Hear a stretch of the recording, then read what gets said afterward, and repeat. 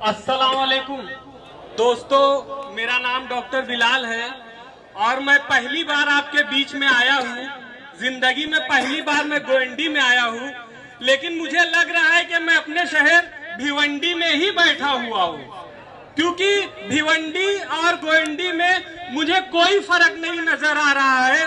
और इसकी वजह मैं एक आदमी को समझता हूँ और एक पार्टी को समझता हूँ, क्योंकि भिवंडी में भी और गोंडी में भी समाजवादी पार्टी और अबू आसिम साहब का वर्चस्व रहा है। इसलिए मैं समझता हूँ कि इन दोनों शहरों का एक जैसा हाल है और ये दोनों शहर बेहाल है। दोस्तों, हमारे भिवंडी में समाजवादी पार्टी का वर्चस्व है और भिवंडी ने 4 एमएलए समाजवादी पार्टी को दिए, यानी 20 साल समाजवादी की सत्ता भिवंडी में रही और उसके बदले हमें क्या मिला, मैं अपना दुख आज आपको बताना चाहता हूँ। साथियों, अभी कुछ ही दिनों पहले हमारे शहर में पागल कुत्तों ने हमला करके 100 से ज्यादा लोगों को घायल कर दिया और एक बच्ची जो 5 साल की थी, उसका नाम लाइबा था, वो हॉस्पिटल में तड़प तड़प के मर गई।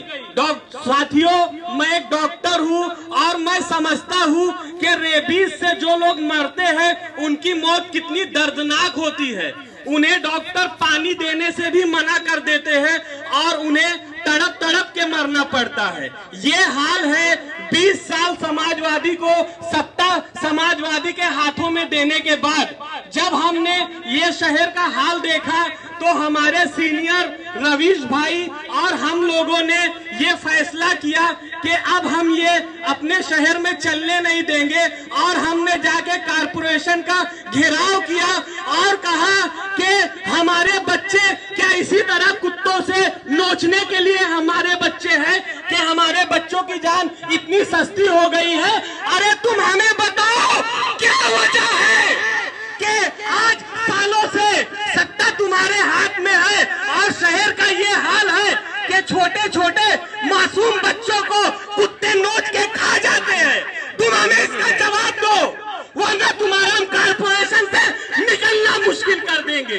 तो वो हमें क्या कहते हैं कि हमारे पास बजट नहीं था, हमारे पास कुत्तों को उनका एंटी वैक्सीन और उनकी नसबंदी करने का बजट नहीं था। तो हमने ये सवाल उठाया कि हम पढ़े लिखे हैं, कोई अंगूठा छाप नहीं है, ये तुम किसे बेवकूफ बना रहे हो? कुत्तों का जो मसला है, उनकी नसबंदी का जो मसला है, ये नेसेसरी है, इम्पोर्टेंट चीज है, इसका हर साल बजट आता है। अरे बेईमानों, हमें तुम बताओ, तुम पिछले 5 साल से ये बजट तुम लोग कहाँ खा रहे हो, क्या दलाली कर रहे हो? इसका बजट किसने खाया? तुम हमें जवाब दो। हमारे बच्चों को कुत्ते नोच के खाए और हम देखते रहे। बहरहाल दोस्तों, जब हमने कारपोरेशन के ऊपर दबाव बनाया तो फिर एक रेबिस को उनका नसबंदी करने का हाउस खुला और एंटी वैक्सीन रेबिस की एंटी वैक्सीन उपलब्ध कराई गई। कहने का मतलब ये है कि अगर आवाज उठाओगे तो तुम्हारी आवाज सुनी जाएगी। और मैं ऐसी कयादत पे, समाजवादी की कयानत पे लानत भेजता हूँ कि अगर हमारे 5 साल के बच्चों को कुत्ते नोच के खा जाए तो तुम्हारी कयादत किसी काम की नहीं है। मैं ऐसी कयादत पे लानत भेजता हूँ। दूसरा दोस्तों, हमारे शहर का जो सबसे बड़ा मसला है, वो आए दिन शहर में किसी न किसी नौजवान की जान जाती है। क्यों जाती है भाई? एक्सीडेंट से। एक्सीडेंट क्यों होते हैं? रोड में गड्ढे हैं। रोड में गड्ढे तो सवाल ये पैदा होता है कि कहाँ करप्शन हो रहा है कि रोड में गड्ढे हैं। और मैं आपको एक विचित्र बात बताना चाहता हूँ। समाजवादियों ने जो हमें एक बहुत बड़ा तोहफा दिया है, मैं उसके बारे में आपको बताना चाहता हूँ। साथियों, ये सिर्फ हमारे भिवंडी में ही है और शायद ये पूरे हिंदुस्तान में कहीं भी नहीं है, क्योंकि मैंने पढ़ाई के सिलसिले में हिंदुस्तान के कई शहरों में मैं रहा हूँ और मैंने देखा है कि बाकी हिंदुस्तान के जितने भी शहर हैं, वहाँ पर जो हैवी व्हीकल्स होते हैं वो फ्लाईओवर के ऊपर से चलते हैं, लेकिन हमारे भिवंडी को ये तोहफा मिला है कि फ्लाईओवर से नीचे हैवी व्हीकल, जहां पे आम लोगों की चलने की जगह है वहां पे हैवी व्हीकल चलते हैं और लोगों की आए दिन डेथ होती है। रोड के गड्ढे इसकी एक बड़ी वजह है। हमने जब कारपोरेशन में जाकर कहा कि आप रोड के गड्ढे, जैसे दिगर शहरों में रोड के गड्ढे मास्टिक मटेरियल से भरे जाते हैं, एक बार मास्टिक मटेरियल से अगर गड्ढों को भर दो तो दोस्तों वो एक परमानेंट उसका सोल्यूशन हो जाता है। लेकिन हमारे शहर में हम देखते हैं कि हर साल गड्ढे भरने की प्रक्रिया दोहराई जाती है। हर साल गड्ढे भरते हैं, वो 3 महीना चलता है, उससे ज्यादा नहीं चलता है। तो हमने कहा कि आप इसको मास्टिक मटेरियल से क्यों नहीं भरते, तो उन्होंने कहा कि हमारे पास बजट नहीं है।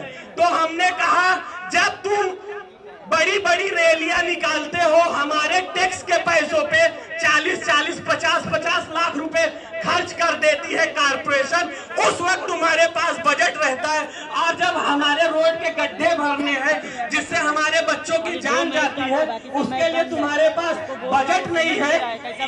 ये सारी चीजें हमने उठाई वहां पर। साथियों, आखिर में मैं अपनी बात खत्म करूंगा 2 मिनट में।